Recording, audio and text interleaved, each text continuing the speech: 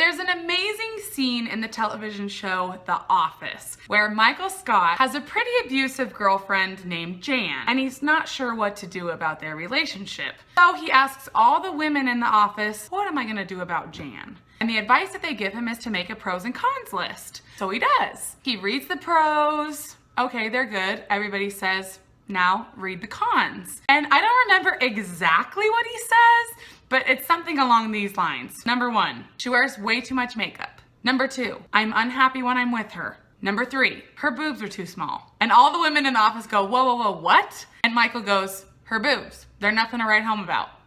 And the women go, no, before that. And he goes, I'm unhappy when I'm with her. Okay.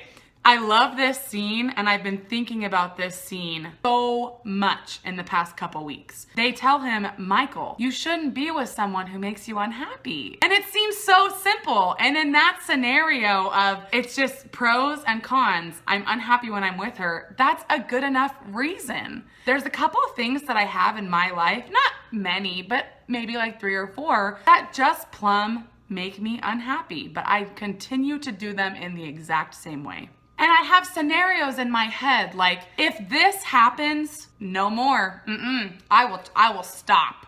Where I go, okay, if this happens, that way I will know not to do this anymore. And it's so funny because my own unhappiness is a good enough reason. Either stop the activity altogether or seriously consider a way of changing the activity or the whatever it is. If you have something in your life that makes you unhappy, that is a good enough reason. Let's say you're in a relationship and you really like the person that you're with, maybe you even love them, but something you feel unhappy. You don't have to wait for them to do something that annoys you for you to say, it annoys me when you do blank. If you are in a good relationship, or if that person is a good person, you should be able to go to them and say, I don't know what's going on, but I'm kind of unhappy. And if they love you, you guys can work it out. You might end up finishing and terminating your relationship, but you also might end up just making it better. Waiting for something terrible to happen doesn't need to happen. Your unhappiness is a good enough reason.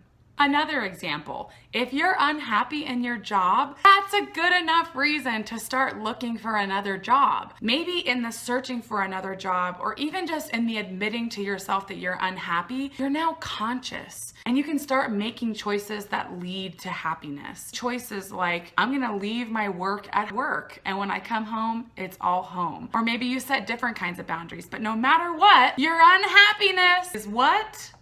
A good enough reason to start looking for some kind of change. I'll give you an example of something that makes me unhappy. Probably the number 1 thing that I allow to make me unhappy is my weight. And whenever I eat something bad, I'm so mad at myself. It tasted good for like 5 minutes and then I'm so mad. And I always say like, I've got to lose weight because my clothes don't fit, and I've got to lose weight because I'll die of diabetes, and I've got to lose weight because doctors say it's really important. Okay.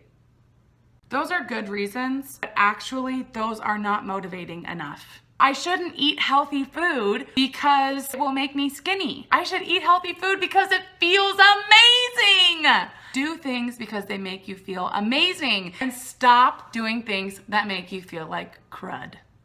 I'll give you one final example of the flip side of this, how happiness is also a good enough reason to keep doing something. I was dating my now husband, and we differ religiously. And so I thought, there's no way I can marry this guy. Like, there's no way we can make it work. We'd been making it work for like a year, but I was still freaked out. But in my brain, this is what's crazy. In my brain, I would think of scenarios like, okay, but if this happens, I'm gonna tell everybody that we're getting married.